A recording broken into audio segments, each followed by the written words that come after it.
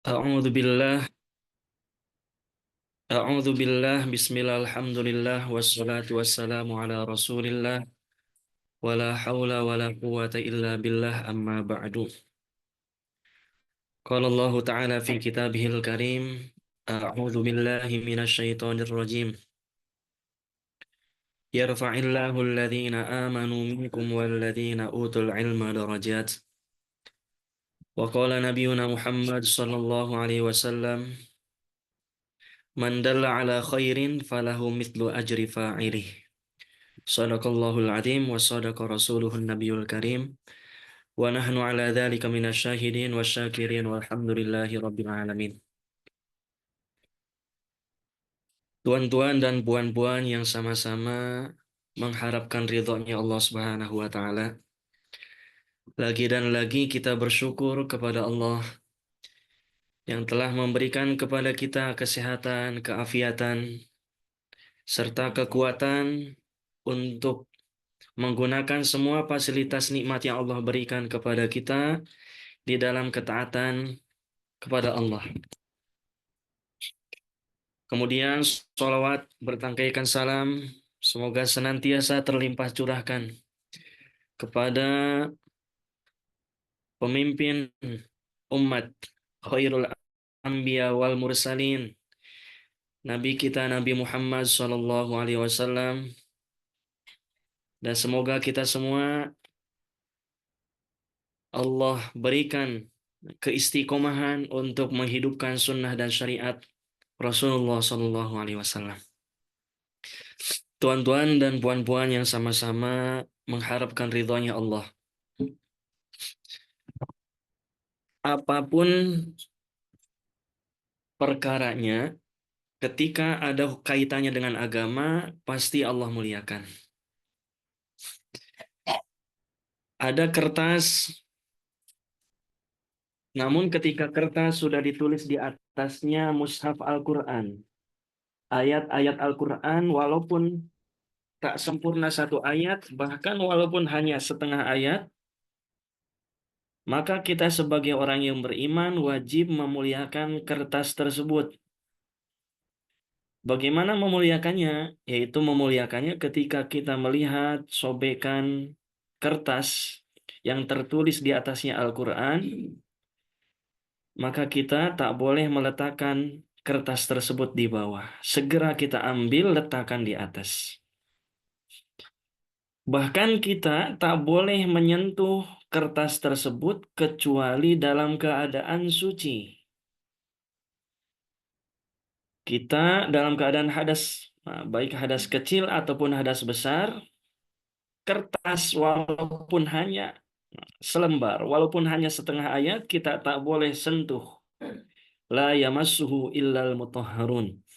Tidak boleh menyentuh kertas tersebut yang berisi tulisan Al-Quran illal mutahharun, kecuali orang-orang yang dalam keadaan suci, baik suci dari hadas kecil ataupun suci dari hadas hadas besar. Itu kertas karena ada kaitannya dengan agama, maka Allah muliakan. Demikian juga bangunan. Ya, ada sebuah bangunan. Kemudian bangunan tersebut sudah dijadikan masjid. Maka bangunan itu Allah muliakan ketika di dunia, sebelum di akhirat. Bagaimana Allah memuliakan bangunan tersebut? Siapapun baik laki-laki ataupun perempuan yang iktikaf di masjid tersebut, di tempat tersebut, pastikan dirinya sudah bersih dari hadas, baik hadas kecil ataupun hadas besar. Dua contoh perkara tadi. Tadi kertas Allah muliakan. Kemudian yang kedua bangunan pun Allah muliakan. Demikian juga waktu kita, umur kita, harta kita, mata, otak kita, semua yang Allah berikan kepada kita. Nah, kalau kita ingin untuk dimuliakan oleh Allah, pastikan semua yang kita miliki ada kaitannya dengan agama. Waktu yang paling berharga adalah waktu yang digunakan di dalamnya, digunakan untuk agama. Umur yang paling berharga adalah umur yang digunakan untuk agama. Maka alhamdulillah di sore hari yang cerah ini, alhamdulillah Allah berikan kepada kita kesehatan, berikan kepada kita kesempatan, waktu luang, plus Allah berikan kekuatan untuk menggunakan waktu luang ini dalam ketaatan kepada Allah Subhanahu wa taala. Alhamdulillah. Semoga Allah istiqomahkan kita semua dalam ketaatan kepada Allah dan Rasulnya. Amin ya Allah ya Rabbal alamin. Bismillahirrahmanirrahim. Biasa sebelum kita belajar, kita mulai dengan berdoa, memohon kepada Allah agar Allah bukakan hati kita, bukakan kefahaman seluas-luasnya sehingga kita mudah menerima ilmu dan Allah berikan kepada kita ilmu yang bermanfaat baik untuk diri kita, umumnya untuk semua manusia.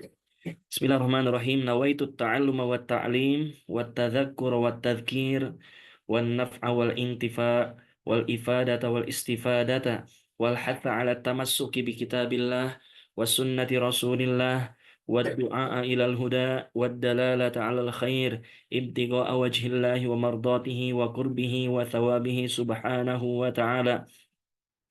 اللهم ألهمنا علما نفقه به أوامرك ونواهيك وارزقنا فهما نعلم به كيف نناجيك يا أرحم الراحمين. اللهم ارزقنا فهم النبيين وحفظ المرسلين وإلهام الملائكة المقربين برحمتك يا أرحم الراحمين.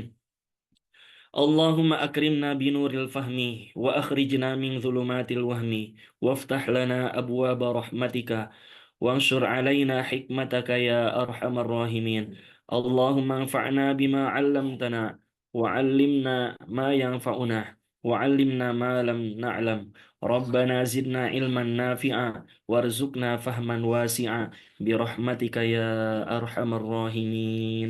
بسر الفاتحة. أعوذ بالله من الشيطان الرجيم. بسم الله الرحمن الرحيم.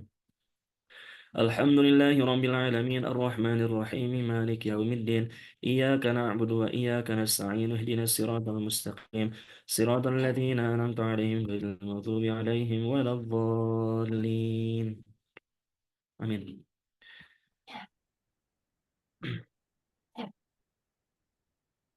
Baik, kita kembali pada pembahasan materi pekan lalu. Pekan lalu baru membahas tentang air musyammas. Ya, bagian air yang pertama.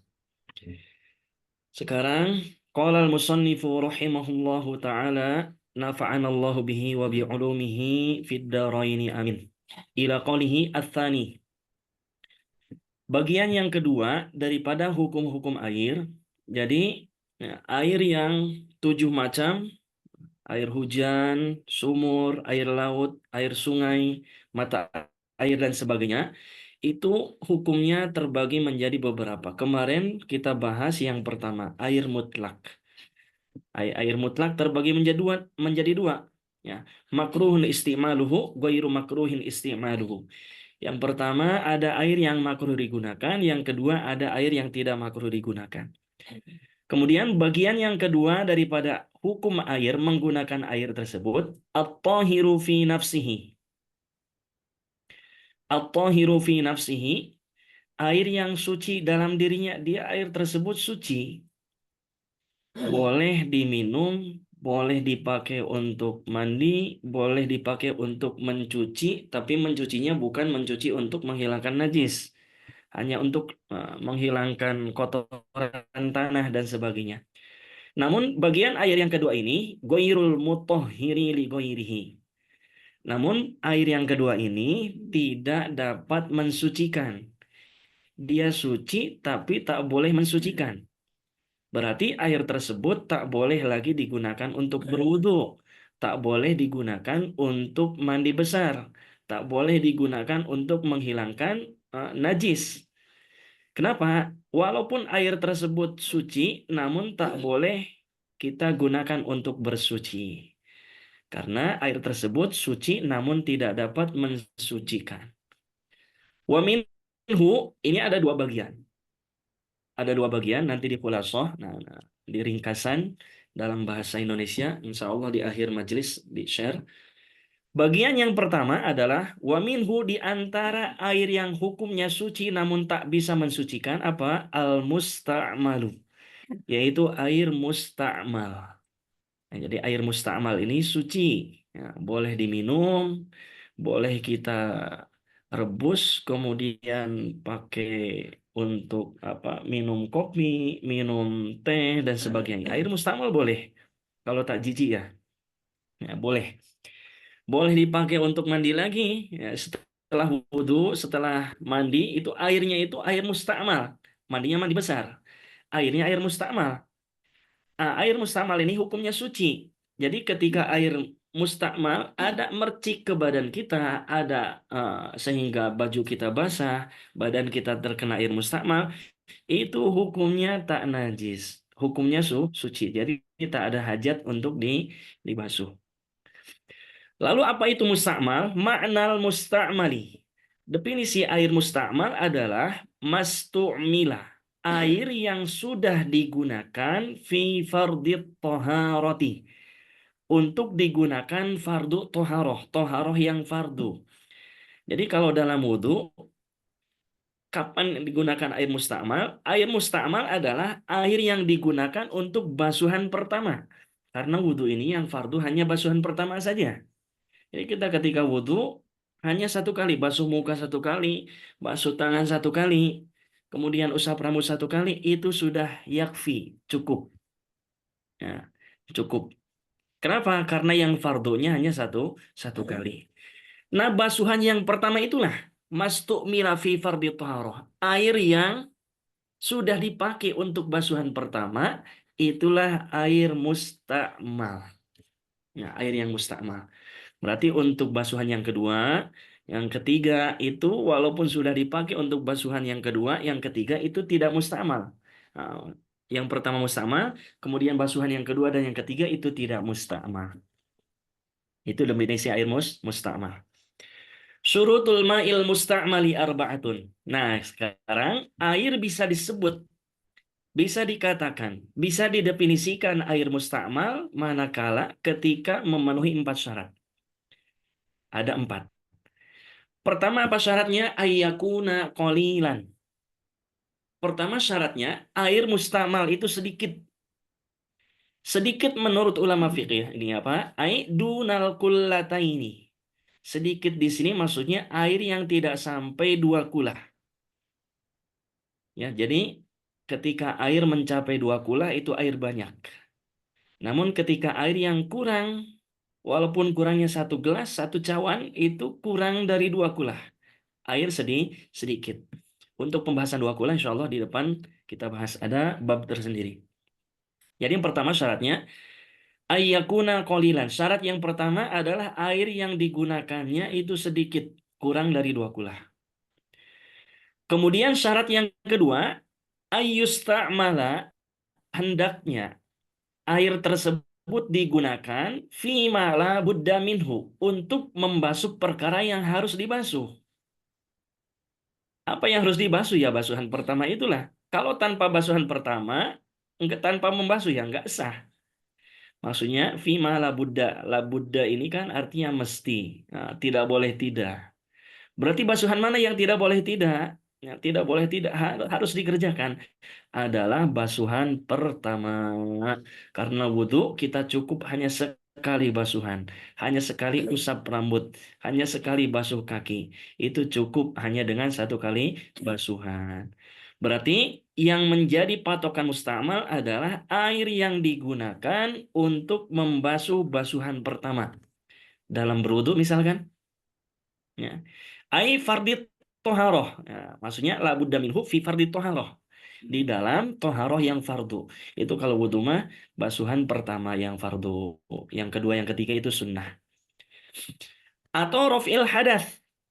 Atau menghilangkan hadas. Seperti mandi. eh, Untuk basuhan basuhan pertama secara menyeluruh. 1 kali basuhan. Kemudian itu cukup 1 kali basuhan untuk seluruh tubuh misalkan udah merata. Nah, itu sudah dianggap mustakmal basuhan yang pertama. Au izalatin najasi, atau untuk menghilangkan najis. Contohnya, misalkan ada ada kotoran di kain atau di lantai, ada kotoran ayam, kemudian hilangkan dulu ainnya, hilangkan najisnya, najisnya ain najisnya itu dihilangkan. Kemudian ini ketika sudah hilang ainnya, maka menjadi najis, najisnya ini najis, eh, nanti kemudian tinggal di percikan air sedikit, dielap percikan air. Kemudian itu apa, air yang genangan pertama itu adalah air mustakmal.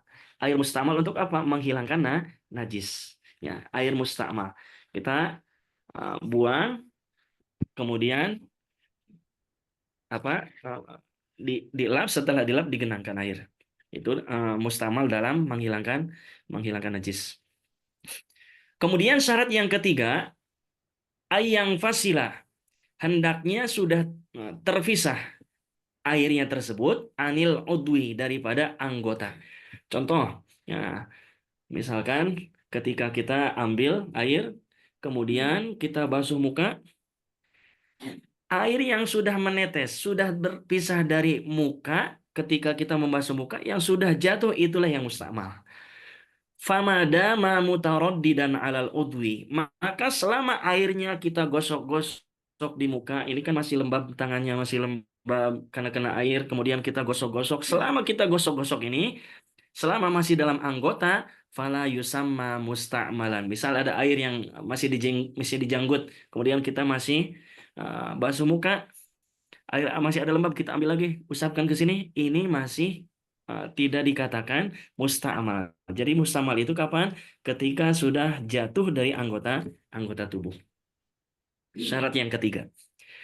Kemudian syarat yang keempat, alla yanwiyal iktirafah. Hendaknya ini tidak berniat untuk menciduk air, tidak niat untuk apa? Menjadikan tangan ini sebagai gayung. Gayung itu alat, kalau di Indonesia gayung itu alat untuk mengambil air untuk mandi, itu namanya gayung. Kalau bahasa Malaysia saya kurang tahu, mungkin sama. Jadi gayung itu ada wadah, ada alat untuk mengambil air, disimpan di kamar mandi, itu namanya gayung. Ya. Nah, kemudian ketika kita berwudu, misalkan wudu airnya kurang dari 2 kulah, misalkan dari 1 ember. Ya, 1 ember, kemudian kita wudunya itu dengan diciduk, tanpa dengan wadah. Kita ambil airnya ini dengan diciduk. Contoh, ambil air tersebut, ya, dan kita tidak niat untuk iktiraf. Ya. Kapan niat iktiraf? Niatul iktiraf nanti ada di bawahnya nih. Faida nawal iktirofa, tapi apabila ketika seseorang yang berwudu mencelupkan airnya ke dalam, mencelupkan tangannya ke dalam air dengan niat menjadikan iktirof, menjadikan tangannya ini sebagai gayung, atau niat menciduk, lam yakunil ma'ul baqi, maka air yang tersisa di dalam wadah yang kurang dari 2 kulah itu tidak menjadi mustakmal. Jadi tidak jadi mustakmal. Sekarang kapan sih niat iktiraf? Niatul iktiraf. Niat untuk menciduk air atau niat untuk mengambil air ketika kita berwudu. Nah, hiya yaitu niatul iktiraf. Ini kapan? Ayyan wiyal mutawaddi'u. Hendaknya orang yang berwudu berniat, niatnya niat apa? Niatal iktiraf, niat menjadikan tangannya sebagai gayung, sebagai alat untuk mengambil air. Kapan? Ba'da goslil wajhi, setelah membasuh wajah. Jadi ketika ada air dalam 1 ember, 1 ember kan sedikit, ya, kurang dari 2 kulah. Nah, kurang dari 2 kulah, kemudian kita ciduk air tersebut. Nah, nawaitul setelah wudhu, kumur-kumur, basuh dan sebagainya. Kita ciduk lagi air yang ada dalam ember, ciduk pakai tangan kita. Ketika kita basuh muka, di sini niat dalam hati. Nah, nawaitul wudhu'a, dalam hati. Basuh. Ini walaupun basuhan untuk muka, walaupun tidak niat iktiraf, ini tidak menjadi mustakmal. Walaupun ini dicelupkan ke dalam air. Kenapa? Karena pada saat itu belum saatnya untuk membasuh tangan. Nah, setelah selesai membasuh muka, baru di situ kita yang sedang berwudu, yang tengah berwudu harus niat iktiraf. Ya Allah, aku niat menjadikan tangan ini sebagai gayung. Aku niat tangan ini yang saya celupkan ini bukan untuk mencuci tangan, tapi saya niat untuk mengambil air supaya apa? Supaya saya kucurkan ke tangan di sini. Nah, jadi di situ. Qabla ayyudkhila yadaihi fil ina liyaghsilahuma kharijahu. Jadi sebelum ada wadah, ada wadah satu ember, kemudian kita niat di situ. Kalau tanpa niat, lupa kita niat, nanti ada hukumnya gimana? Menurut kol yang ini ketika kita saat itu waktunya untuk membasuh kedua tangan, kemudian tangan kita dicelupkan, maka air yang tersisa di dalam ember hukumnya menjadi musta'mal. Kenapa? Karena seolah-olah ketika kita celupkan itu sudah terpakai untuk membasuh tangan. Jadi niatnya untuk iktiraf ini bagi orang yang berwudu kapan? Ketika setelah basuh muka, sebelum membasuh kedua tangan, sebelum masukkan tangan kita ke dalam wadah tersebut, supaya apa? Supaya uh, tangannya apa? Tangannya ketika kita ambil air tersebut dibasuh di luar ember.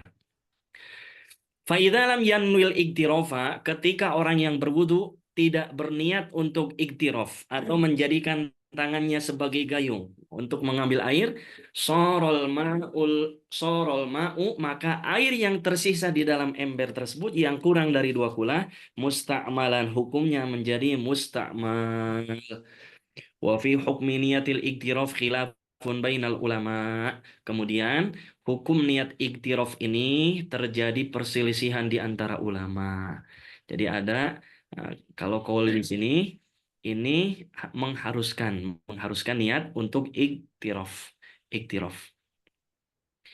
Ya. Khilafnya mana? Khilafnya nomor 3. Nah, ini nomor 3. Kita lihat ke bawah. Waqtaro Ghazali. Namun Imam Ghazali berpendapat lebih memilih pendapat qaul mukhtarnya Imam Ghazali wa Syekh Abdullah bin Umar Makhromah. Apa yang beliau pilih? Ada mawujubiha. Ini tidak wajib. Nah, tak harus niatlah, susah itu. Apa ya, apalagi orang awam. Fala yusaddidul alim, maka tidak seyogianya orang yang berilmu, ustadz, kiai, tidak terlalu syadid, tasyadud, tidak terlalu keras dalam menghukumi alal ami kepada orang-orang umum yang awam, tak tahu ilmu fi dzalika, bal yuftihi bi adami wujubiha. Tapi ini qaul mukhtar Imam Ghazali lah, tak usah diwajibkan itu niat, karena apa, kasihan orang awamnya. Namun kita setelah tahu ya kita niat. Nah, kita niat jangan lupa ketika iktiraf menjadikan tangan kita sebagai gayung. Nah, ini kemudian sebelum kita bahas hukum yang lainnya ada poin pembahasan di sini. Hukmul ma'il mutlak. Hukum air mutlak. Air mutlak itu apa? Air yang kemarin, air yang tidak mempunyai nama secara permanen. Jadi dia namanya ini berubah-ubah sesuai dengan tempatnya. Ketika di sumur, maka air tersebut namanya air sumur. Ketika diangkat ke wadah, ke ember, namanya berubah jadi air ember. Ketika dimasukkan ke dalam teko, maka airnya berubah menjadi teko. Itu air mutlak. Sekarang ketika ada air mutlak, hukmul ma'il mutlak idza taghayyara bi syai'in. Hukum air mutlak ketika berubah, tagoyaro, ketika berubah salah satu sifatnya. Sifat air itu ada 3. Pertama, hikmahnya ini apa? Warnanya, kemudian rasanya, kemudian baunya. Itulah kita sebelum wudhu. Kenapa kita kok disunahkan untuk cuci tangan sebelum berwudhu ini, supaya kita cuci tangan. Ya, cuci tangan terlebih dahulu supaya nampak ketika itu apa? Nampak air itu berubah warnanya atau belum. Nah, supaya kita lihat air di sini masih sewajarnya warnanya seperti air, warna air, atau sudah berubah. Nah, dengan cuci tangan kita bisa cek air tersebut warnanya. Kemudian disyariatkan juga, disunahkan untuk madmadah. Madmadah, kumur-kumur. Kumur-kumur. Setelah cuci tangan baru kumur-kumur. Supaya apa? Supaya kita tahu rasa air sudah berubah atau tidak. Ya. Kemudian setelah kumur-kumur, kita pun disyariatkan, disunahkan untuk istinsyak. Itu memasukkan air ke dalam hidung. Supaya apa? Supaya kita tahu baunya air sudah berubah atau tidak. Nah, nah sekarang bagaimana kalau ada air, air mutlak, ketika berubah salah satu sifatnya tadi, baik baunya, rasanya, atau warnanya. Berubahnya dengan apa? Bisain, dengan sebuah perkara, dengan sesuatu. Nah, dengan sesuatu yang suci. Nah, entah dengan susu, dengan teh, itu kan teh suci, susu pun suci, sirup pun suci.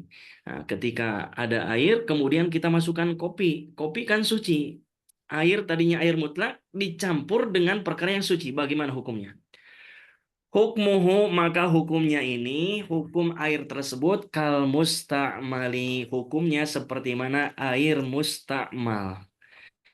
Apa hukum air mustakmal? Tohirun fi nafsihi. Dia suci namun tak bisa mensucikan. Seperti air nih, mohon maaf. Ada dua orang yang nak masuk.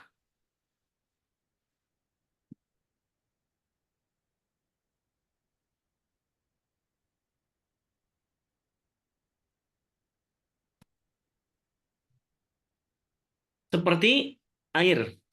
Ini sebelum saya campur dengan susu, air ini bening. Air ini warnanya transparan. Kemudian saya campurkan serbuk susu, maka berubah. Nah, hukum air ini namanya air mutagoyar. Air yang sudah berubah. Warnanya berubah jadi putih. Rasanya berubah, baunya pun berubah. Ini hukum air ini hukumnya gimana? Hukumnya tohirun. Ini suci. Boleh diminum. Ya, boleh diminum. Namun tak boleh untuk mensucikan. Tidak bisa digunakan untuk berwudu. Jadi tak boleh berwudu dengan walaupun banyak duit, saya banyak duit mau wudu pakai air susu tak boleh. Walaupun banyak duit tetap wudu ya pakai air mutlak. Jadi hukumnya ini seperti mana air mustamal. Nah, air mustamal hukumnya apa? Hukumnya suci namun tak bisa mensucikan. Tohirun fi nafsihi, dia suci dalam dirinya, air tersebut suci, wala tajuzut toharotu bihi, tapi tidak boleh uh, tidak boleh bersuci menggunakan air yang sudah mutagoyar. Bisurutin, tapi ada syaratnya, ada syaratnya. Jadi air yang sudah berubah tercampur dengan kopi, tercampur dengan teh, dengan susu atau apapun benda suci, ini tak boleh lagi digunakan, ada syaratnya. Faidah ikhtalla syartun minha, ketika syaratnya hilang, jazatit toharotu bihi, maka masih boleh kita menggunakan air yang tercampur dengan perkara yang lain. Apa syaratnya? Wahia ayyakuna tagoyyuru bitohirin. Pertama, hendaknya perubahannya itu dengan perkara yang suci. Dengan kopi, dengan susu, itu kan suci. Air dicampur dengan kopi, maka berubah warnanya menjadi hitam. Dicampur dengan teh, berubah warnanya jadi coklat. Nah, itu perkara perubahannya itu dengan disebabkan dengan perkara yang suci. Fa'in kana binajisin. Tapi apabila air yang berubahnya ini dengan campuran najis, fahuwa najisun, maka air tadi menjadi najis hukumnya. Nah, kalau campurannya dengan, mohon maaf, misalkan dengan air kencing atau dengan kotoran, itu maka air tersebut sudah tercampur kotoran, tidak suci lagi, tapi menjadi najis. Kemudian syarat yang kedua, ayyakunat tagoyyuru, hendaknya perubahannya tersebut bimukholitin, dengan perkara yang larut, dengan perkara yang larut di dalam air. Jadi tak boleh dipisahkan lagi setelah bercampur, itu tak boleh dipisahkan lagi. Nah, maka dulu waktu saya tengah belajar, ketika duduk di kelas 3 itu saya dikasih tugas. Nah, kasih tugas saya contoh, coba campurkan air dengan pasir. Satu orang air campurkan dengan tanah. Satu orang air campur campur dengan minyak, satu orang air campur kecap, satu orang air campur kapur, misalkan, satu orang air campur dengan susu, dengan teh dan sebagainya. Ada kurang lebih 18 orang, semuanya masing-masing campurannya. Untuk apa? Mengecek perubahannya ketika air bercampur dengan perkara. Minyak itu suci. Kita campurkan dengan air, itu campurannya campuran menyatu atau campurannya bersatu tapi berpisah. Nah, kita akan tahu. Nah, di sini air yang berubahnya itu syaratnya perubahannya ini mukholid. Mukholid ini apa? Larut bercampur. Seperti ini. Seperti ini. Ini air dicampur dengan susu. Maka campurannya ini mukholid. Tak boleh kita pisahkan lagi. Walaupun kita tunggu sampai minggu depan, airnya tetap bening seperti ini dan rasanya tetap seperti ini. Air susu.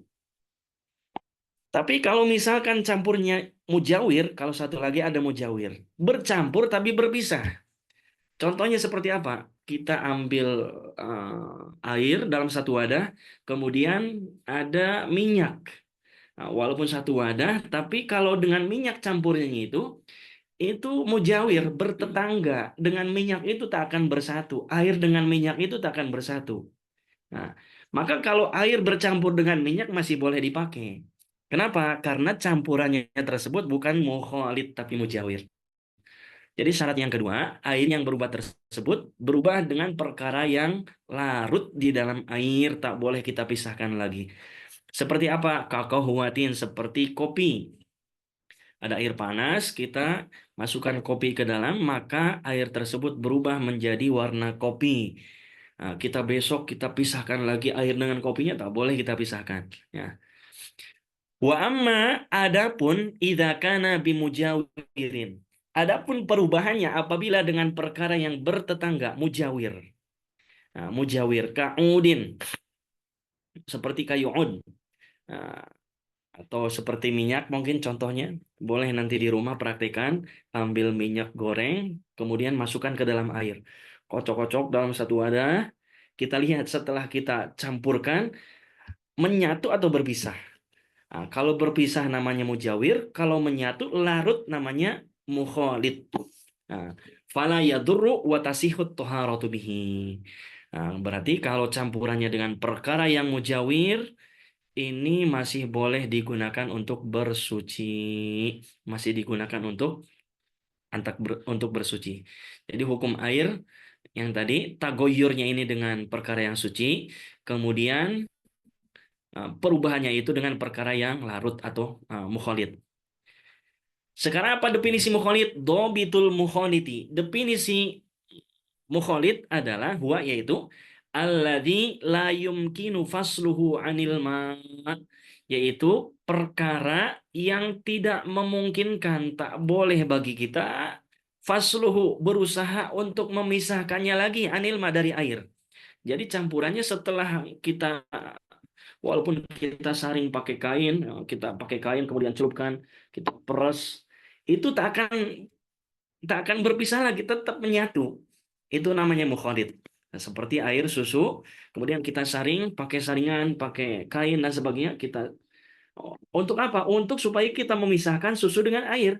Tak tak apa, usaha kita sia-sia. Tidak akan bisa dipisahkan fi ro'il aini urfan. Ini tak akan bisa dipisahkan secara apa? Secara mata normal. Kita tak gunakan alatnya dengan mata telanjang seperti ini, tak gunakan apa alat untuk neropong dan sebagainya. Nah, secara kasat mata, mata zahir, air tersebut tetap bercampur. Ini namanya mukholid. Dhabitul mujawir. Sekarang air mujawir, bukan air, campuran yang suci mengena air, tapi campuran tersebut disebut dengan mujawir. Apa itu mujawir? Wa alladhi yumkinu fasluhu anil ma, yaitu perkara yang memungkinkan bagi kita untuk memisahkan campuran tersebut dari air. Au yumkinu tamyizuhu, atau boleh bagi kita, memungkinkan bagi kita untuk membedakan fi ro'il ain urfan, secara kasat mata walaupun belum dipisahkan, kita nampak itu, kita coba nanti praktek. Lupa tadi saya tak bawa minyak. Boleh nanti di rumah ambil air, kemudian masukkan minyak ke dalam air tersebut. Kita lihat secara kasat mata dia bercampur dengan air ataukah masing-masing berpisah. Nanti kita akan bisa melihat. Kalau berpisah walaupun menempel tapi berpisah, kalau minyak saya sedikit ya, minyak yang di atas, air yang di bawah, itu namanya tuh campuran yang mujawir. Bercampur bersatu tapi berpisah. Berdampingan. Itu namanya mujawir. Syarat yang kedua. Itu dobitnya. Syarat yang ketiga, air dikatakan air mutagoyar yang berubah. Yang mana dengan sebab perubahan tersebut, air itu tak boleh kita gunakan lagi. Ayyakunat tagoyyuru fahishan. Hendaknya perubahannya itu nampak sangat. Nah, jadi berubahnya itu nampak sangat. Bihaitsu yaslubu anhu ismal ma. Sekiranya dengan perubahan tersebut airnya jadi berubah dengan sesuai dengan campuran tersebut. Contoh, ada air satu gelas seperti ini yang tadi asalnya air ini sama warnanya seperti cawan ini, warnanya seperti bening, transparan. Namun setelah saya campur dengan susu, maka ini air di sini berubah, fahis berubahnya itu, perubahannya sangat. Setelah ada campuran dan perubahannya sangat, maka berubah air tadinya air mutlak menjadi air susu. Ini dengan perubahan ini, maka perubahan ini menjadikan merampas nama mutlak tersebut berubah menjadi air susu. Ya. Seperti apa kalau asir? Seperti perasan anggur.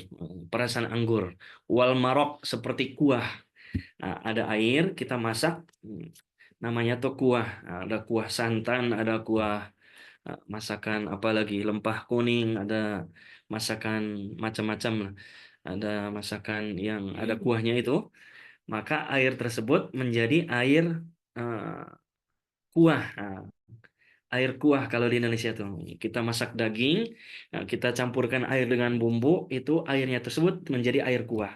Banyak kita makan dengan air tersebut. Nah, itu air tersebut bukan air mutlak lagi, tapi berubah namanya menjadi air kuah. Wasyai, demikian juga seperti teh. Seperti teh, ketika ada air satu gelas, masukkan teh, berubah warnanya, maka berubah menjadi air teh. Fala tasihut toharatu bihi. Maka tidak boleh kita bersuci menggunakan air yang sudah berubah dengan perubahan yang sangat tadi. Wa amma adapun idza kana tagoyyuran yasiron, apabila idza kana tagoyyuran yasiron, apabila perubahannya ini sedikit, fala yadur, maka tidak mengapa. Contohnya seperti ini, perubahan yang sedikit. Ada air satu ember. Ada air satu ember kan banyak lumayan. Kemudian kemasukan kopi. Sedikit kopi misalkan, sedikit kita ambil kopi sedikit, masukkan ke situ. Setelah kita cek, airnya tetap bening, tetap jernih. Namun kita tahu ada kopi sedikit masuk ke situ, ada perubahan, tapi perubahannya sedikit, tak nampak. Maka kita tak mungkin mengatakan air tersebut, air yang dalam ember tadi air kopi, bukan. Tapi tetap air mutlak. Kenapa? Karena campurannya hanya sedikit. Nah, kalau campurannya hanya sedikit, masih boleh digunakan untuk bersuci. Kemudian syarat yang keempat, ayyastagniyal ma'u anhu. Hendaknya air tersebut bisa sebetulnya boleh dipisahkan. Boleh dipisahkan. Kalau tak boleh dipisahkan, air tersebut tak sulit untuk dipisahkan dari hukum asalnya, maka walaupun berubah, itu tak mengapa. Nah, maksudnya apa? Yastagniyal ma'u anhu ay yumkinu saunu ay hifdzul ma'i anhu. Mungkin kita untuk menjaga air supaya tidak berubah. Bikhilafi, berbeda ma idza kana la yastagnil ma'u anhu. Berbeda dengan apabila air sulit untuk kita jaga supaya tidak berubah. Seperti mana apa? Katuh lubin, seperti lumut. Ustadz Azhari, mohon bantu lumut bahasa Malaysia pun lumut ya? Sama juga, Ustaz. Sama. Lumut. Baik, baik. Nah, sama. Lumut itu tumbuhan hijau, ya, ketika ada tempat terjemur, kemudian ada tumbuh hijau di air itu. Itu kan kita sulit untuk menjaga. Tak mungkin kita jaga air supaya tak kena lumut. Jadi untuk menjaga campuran air terkena lumut ini sulit.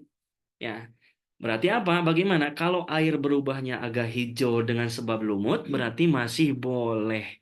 Kenapa? Karena sulit untuk dipisahkan. Ya, sulit untuk dipisahkan.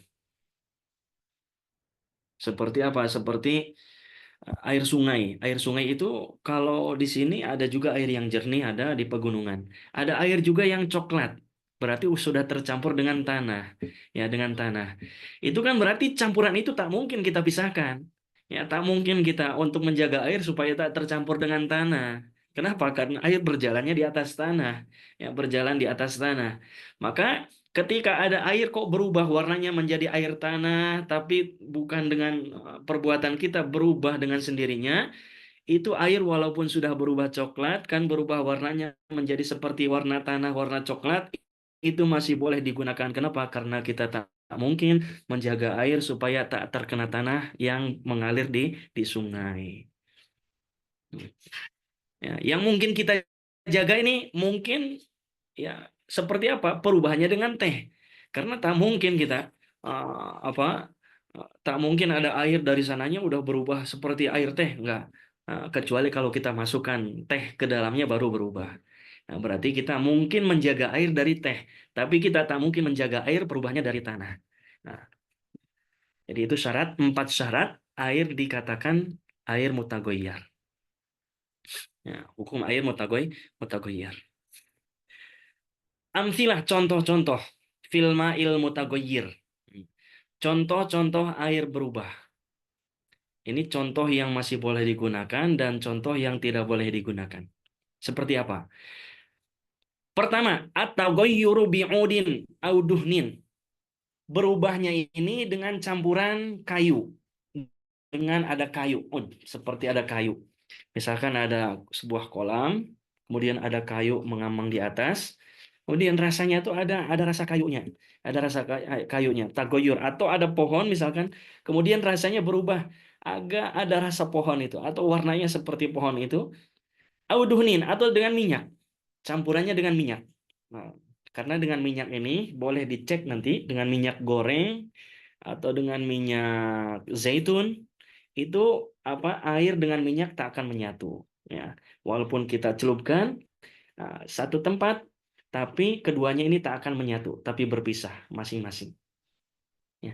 La yadur, maka campuran tersebut tidak menjadikan air tersebut berubah hukumnya. Kenapa? Li'annahu mujawirun, karena perubahan ini, campuran ini adalah benda yang bertetangga. Satu tempat namun berbeda, berpisah. Wa in kana taghayyuru fahishan wa yastagnil ma'u anhu.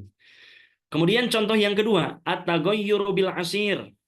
Perubahannya ini dengan perasan anggur, asir, dengan jus atau perasan anggur atau jus dan sebagainya.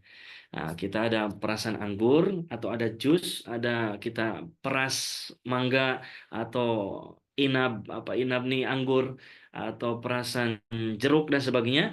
Airnya kita campurkan, air jeruk tersebut kita campurkan menjadi lemon menjadi air lemon. Maka air tersebut berubah menjadi air yang sudah dicampur air lemon. Waza'faron, demikian juga campurannya dengan minyak za'faron. Wal kuhli, dengan celak yang suka dipakai untuk mata. Wal usnan, ini ada sebuah kayu, ada sebuah kayu usnan namanya. Ya durru. Nah, wallahu alam usnan seperti apa. Nah, tapi ini nama sebuah kayu ini. Ya durru, maka dengan campuran tadi seperti asir, jus, minyak za'faron, demikian juga campurannya seperti dengan kuhel, dengan celak. Nah, ini perubahannya ini menjadikan hukum tersebut berubah. Nah, berarti yadur ini tidak boleh dipakai lagi, memberikan akibat. Li'annahu, kenapa? Karena campuran ini mukholitun, yaitu mukholit, campuran yang sudah menyatu tak boleh dipisahkan. Ada air, ada teh. Ini air ini menyatu tak boleh dipisahkan lagi. Ya, sampai kapanpun. Ada air, ada susu, campurkan satu wadah, maka menjadi mukholit, bercampur. Air ini tak bisa dipisahkan lagi. Idza tawafarat baqiyatus syurut.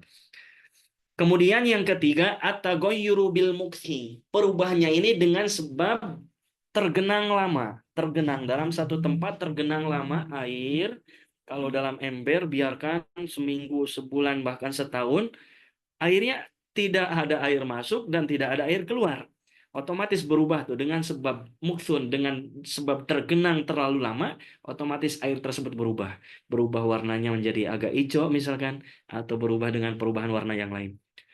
Waturom, atau perubahannya dengan turob, dengan tanah, dengan debu. La yadur, ini perubahannya ini tidak apa? Tidak menjadikan madorot atau tidak memberikan pengaruh. Wa kadza la yadurru taghayyuru bima fi maqarrihi wa mamarrihi. Demikian juga tidak berubah, tidak madarat, tidak menjadikan hukum tersebut menjadi tidak sah, tidak, tapi tetap boleh digunakan untuk berwudu, bersuci dan sebagainya. Kapan berubahnya? Fi maqarrihi, di tempat tinggalnya air, wa mamarrihi, dan tempat mengalirnya air. Tempat tinggalnya air ya kita seperti di bak mandi, itu misalkan kalau lama kelamaan air itu berubah warnanya. Tapi masih boleh walaupun sudah berubah, karena berubahnya itu fi maqarrihi, dengan sebab tergenang terlalu lama. Wa mamarrihi, demikian juga berubahnya ini dengan sebab aliran, ada air di sungai mengalir. Air sungai mengalir, otomatis warnanya berubah. Nah, perubahan ini lah ya tidak menjadikan masalah. Wala bimilhin ma'in, demikian juga tidak menjadikan madarat dengan perubahan garam air, seperti air sungai itu, ketika muara bertemunya air sungai dengan air laut itu berubah menjadi asin, itu tidak mengapa. Wala biwarokin, demikian juga perubahannya tidak mengapa dengan dedaunan yang jatuh ke air tersebut. Tanah tharo, yang berjatuhan minasyajari biduni fi'lihi. Nah, dengan ada apa? Ada pohon, di bawahnya air, kemudian pohon berjatuhan daunnya ke bawah situ, lama kelamaan karena banyak berubah warnanya, seperti mana warna daun yang berjatuhan. Tapi syaratnya ini biduni fi'lihi, bukan dengan sengaja kita melemparkan daun ke situ. Emang daunnya jatuh. Bukan bi fi'lina, bi angfusina. Bukan amdan, bukan dengan disengaja, bukan kita jatuhkan daun tersebut ke situ, tapi berjatuhan dengan sendirinya. Berjatuhan tertiup angin, berjatuhan emang pohonnya sudah tua sehingga berjatuhan di musim gugur dan sebagainya. Kenapa? Li'annahu fi kulli hadhil halat, karena sesungguhnya contoh-contoh yang perubahan yang ketiga inilah yastagnil ma'u anhu, ini air tak boleh kita pisahkan. Susah untuk menjaga air tersebut dari perubahan-perubahan dengan sebab daun yang berjatuhan, dengan sebab air mengalir tercampur dengan tanah, itu sulit kita untuk menjaganya. Maka masih boleh toharoh, bersuci dengan air tersebut. Wa in salabas malma, meskipun telah merusak, merampas nama air mutlak tersebut karena dengan perubahan. Enggak, ini mah air udah air lumut nih, karena sudah hijau, tapi masih boleh dengan syarat kita tidak melemparkan lumutnya, tapi emang lumutnya sudah Allah ciptakan di situ dengan tersendiri. Itu macam-macam macam-macam air. Yang kedua itu pembahasan yang kedua. Kemudian macam air yang ketiga, itu hukum air yang ketiga dari 7 air tersebut. Hukum yang ketiga ini apa? Al-ma'un najisu, yaitu air najis. Awil mutanajjisu, atau air yang terkena najis. Boleh kita katakan air najis atau boleh dikatakan mutanajis. Tapi lebih mustahab, lebih mukhtar ini menurut saya. Tapi saya ini siapa? Ya. Jadi lebih enaknya disebut dengan air mutanajis. Kenapa? Karena air najis ini sebetulnya tak boleh disucikan. Walaupun mencapai 2 kula tak boleh disucikan. Seperti apa? Seperti air kencing. Air kencing itu walaupun kita kumpulkan menjadi lebih dari 2 kula ya tetap najis. Kenapa? Karena air kencing ini najis. Ya, jadi najis ini tak ada yang boleh disucikan. Berbeda dengan mutanajis. Kalau air yang suci kemudian terkena najis, namanya air mutanajis. Namanya itu air mutanajis. Nah, air mutanajis ini masih boleh disucikan. Ya, boleh disucikan. Nanti ada cara-caranya. Ya, jadi najis ini tak boleh disucikan. Ya, tak boleh disucikan kecuali ada 3 najis yang boleh menjadi suci hukumnya. Pertama apa? Pertama, jildul mayitati. Tohirun ida dubigo. Pertama, najis kulit bangkai binatang. yang tidak disembelih, misalkan ada sapi atau kambing mati, tak disembelih mati, itu masih kita manfaatkan, boleh manfaatkan kulitnya, kita ambil kulitnya, disamak. Disamak dengan cara-caranya nanti menyamak, itu menjadi suci. Kemudian yang kedua, al-khomru idza takhallalat binafsih. Kemudian yang kedua, khomer. Khomer itu khomer ketika sudah berubah menjadi cuka dengan dirinya, bukan dengan perbuatan kita. Dengan dirinya sendiri menjadi cuka, lama-kelamaan khomer didiamkan, lama-kelamaan berubah menjadi cuka. Maka ketika berubah menjadi cuka, yang tadinya khomer walaupun sedikit najis, ada khomer kena baju kita, wajib dicuci. Kenapa? Karena khomer najis. Kemudian ada khomer yang berubah menjadi cuka dengan dirinya sendiri, maka khomer tersebut berubah hukumnya menjadi suci. Karena sudah menjadi cuka. Kemudian yang ketiga, wa masoro hayawanan. Najis yang sudah berubah menjadi hewan. Jadi ada bangkai, misalkan ada bangkai, lama-kelamaan itu bangkai membusuk dan keluar hewan. Apa namanya itu, belatung, ada ulat, ada semacam ulat semacam gitu. Kemudian kita cuci supaya tak ada kena belatung. Belatungnya sudah dicuci, disimpan di tangan, bukan berarti boleh dimakan. Ini maksudnya ketika disimpan di tangan ini suci. Nah, jadi tak najis, tak perlu dicuci.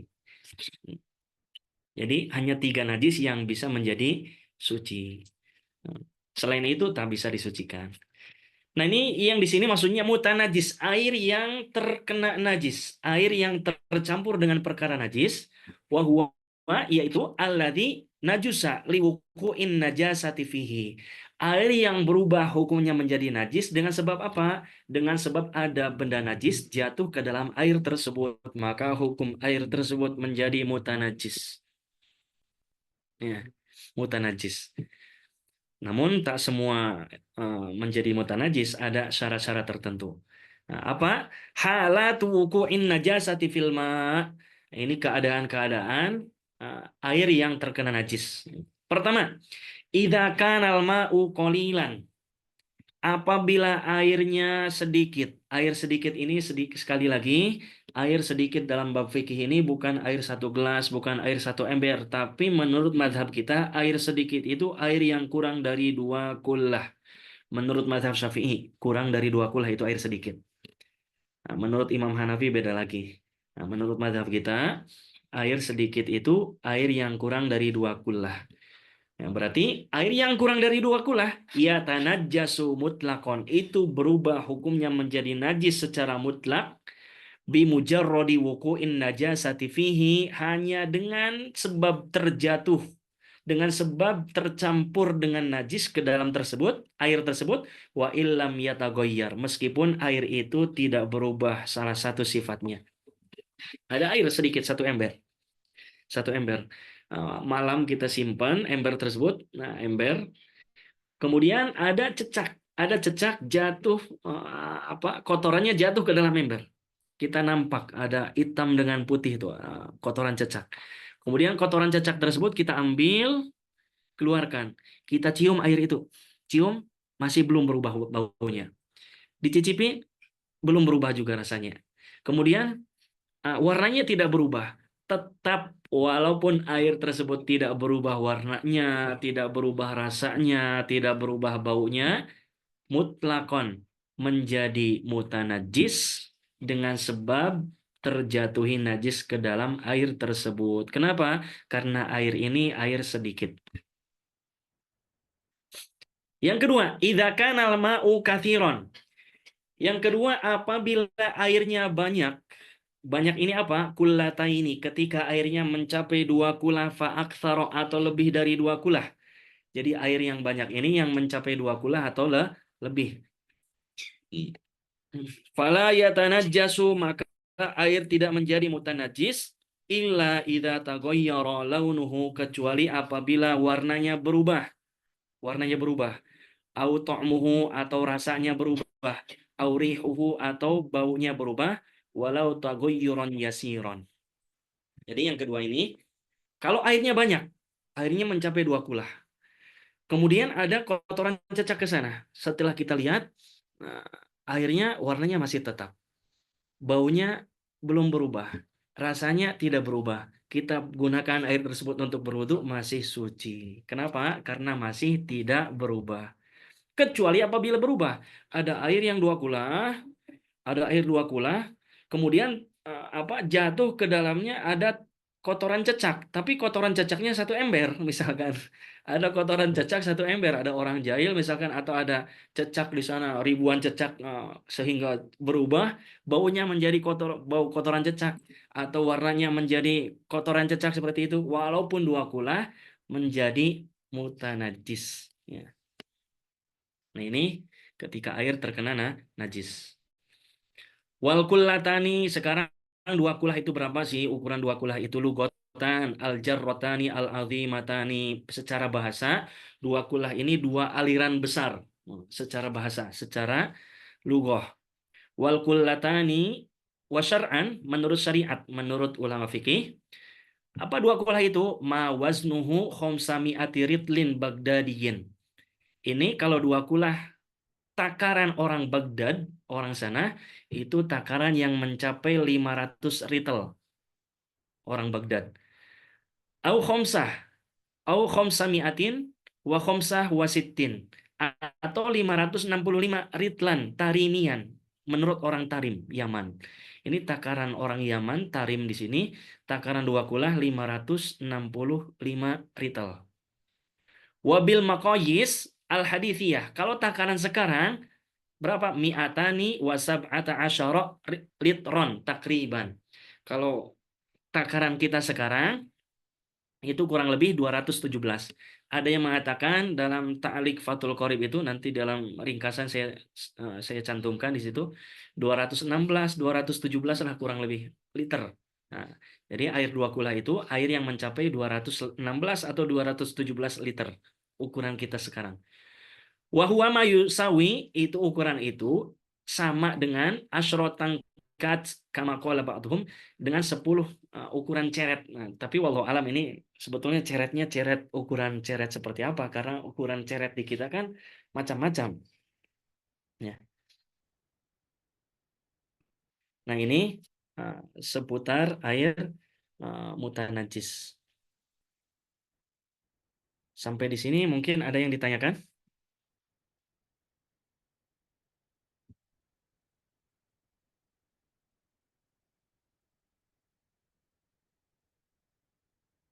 Ada yang belum paham, boleh silakan ditanyakan.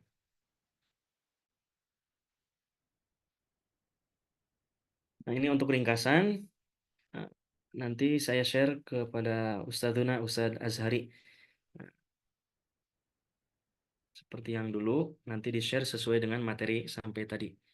Nah, ada batasan mukholid, mukholid itu apa, mujawir apa, ringkasan yang tadi kita pelajari, sudah siap dalam berbahasa Indonesia. Alhamdulillah, mudah-mudahan manfaat. Silahkan, mungkin boleh ada yang bertanya sebelum kita tutup majelis. Waktu mungkin sudah habis sebelum kita tutup. Boleh silakan. Mungkin ada yang belum paham atau ada masail di rumah, ada yang ditanyakan, boleh silakan ditanyakan. Assalamualaikum Ustaz.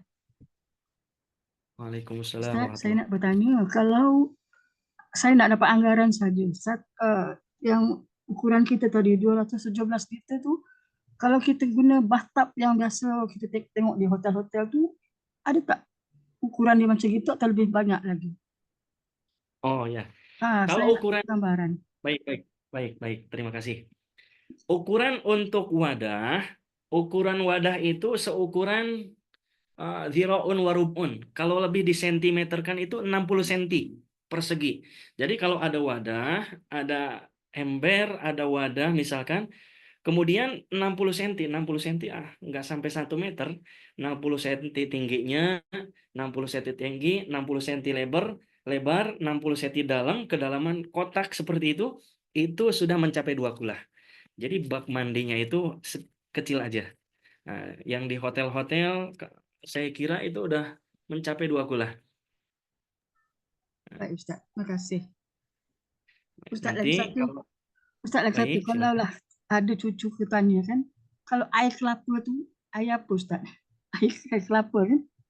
Air dari buah kelapa tu kan tak ada warna, tak ada apa. Itu Ah, dia jenis apa itu air dia? Air kelapa.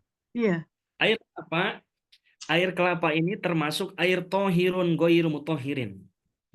Air kelapa ini termasuk air yang suci namun tak boleh mensucikan. Nah, hukumnya air kelapa ini sama seperti mana air mustakmal. Dia boleh diminum, boleh dipakai untuk mandi, tapi mandinya hanya sekedar tabarut, tapi termasuk mubadir saya bilang. Kalau mandi pakai air kelapa, lebih baik diminum. Nah, boleh dipakai untuk berminum, boleh dipakai untuk kita santai-santai minum, tapi tak boleh dipakai untuk wudhu. Karena air tersebut hukumnya tohirun fi nafsihi, baik, suci dia tuh, namun tak boleh mensucikan. baik Ustaz. Wallah, Terima kasih Ustaz. sama-sama, Buan. Masya Allah. Assalamualaikum Ustaz, saya nak tanya, Waalaikumsalam kalau warahmatullahi. air dua kolah tu kan, nak jadi air mutan najis tadi Ustaz kata, kalau masuk apa tu, air cicak tu kan tak berubah warna, maka kita boleh guna untuk mandi atau Mm-mm. ambil sembahyang. Jadi setiap kali kita ambil tu kan air tu dah berkurang daripada dua kolah. Yang tu macam mana Ustaz? Mm-mm. Ataupun kita kena sentiasa pastikan air tu sentiasa dua kolah lebih supaya dia tidak jadi air mutan najis. Terima kasih Ustaz. Nah, ya, baik, baik, terima kasih. Air yang tadi, air yang apa? Air yang mencapai 2 kula, air yang mencapai 2 kula ketika terkena najis tai cecak, dengan syarat sifatnya tidak berubah, maka air tersebut tetap suci dan mensucikan. Lalu bagaimana kalau saya ini mandi, kemudian airnya berkurang? Jadi suruh saya supaya, karena ketika air itu kurang dari 2 kula, otomatis walaupun tidak berubah menjadi mutanajis. Jadi suruh saya sebelum dipakai untuk mandi, sebelum dipakai untuk mandi, baiknya kotoran cicak itu dikeluarkan terlebih dahulu. Keluarkan terlebih dahulu supaya apa? Supaya setelah dikeluarkan, air tersebut kan tetap suci. Nanti ketika kita mandi, walaupun setelah kita mandi air itu berkurang dari 2 kula, namun kan kotorannya sudah dikeluarkan, sudah tak ada di situ. Walaupun sudah berkurang dari 2 kula, air itu hukumnya tetap suci dan mensucikan. Wallahu alam. Ya, terima kasih Ustaz. Ya, sama-sama, Pak Muslim. Silakan, ada lagi?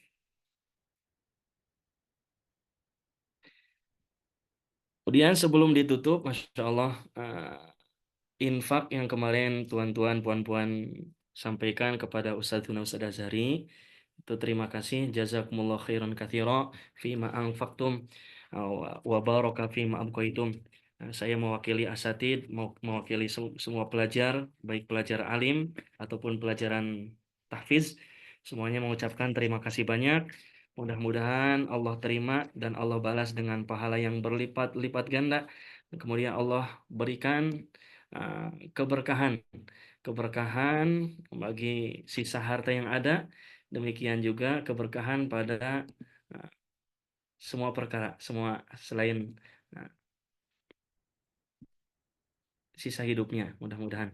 Nah, sudah saya terima dan insya Allah itu akan digunakan untuk pembinaan, uh, pembinaan madrasah putri.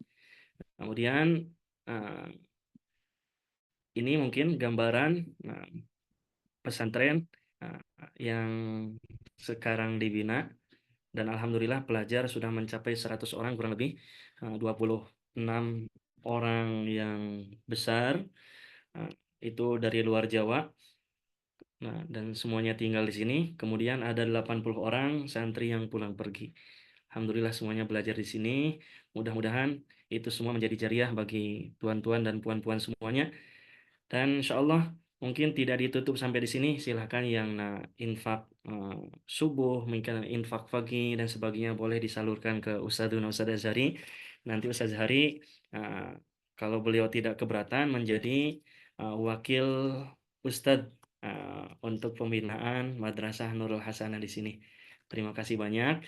Kemudian bagi yang demikian juga yang infak untuk keperluan para santri seperti beli beras, beli untuk bayar listrik. Itu alhamdulillah setiap bulan kita kurang lebih untuk makan semua santri, eh, biaya untuk makan selama 1 bulan itu dan listrik malam digunakan untuk semuanya.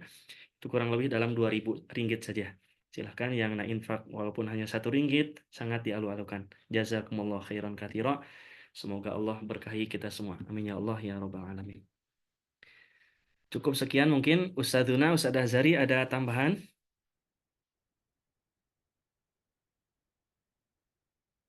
Tak ada? Cukup mungkin ya. Boleh. Nah, kita akhiri majelis ini dengan doa kifaratul majelis. Subhanallah wa bihamdihi, subhanakallahumma wa bihamdika, asyhadu an la ilaha illa anta, astaghfiruka wa atubu ilaik. Akhirul kalam, assalamualaikum warahmatullahi wabarakatuh. Sedap.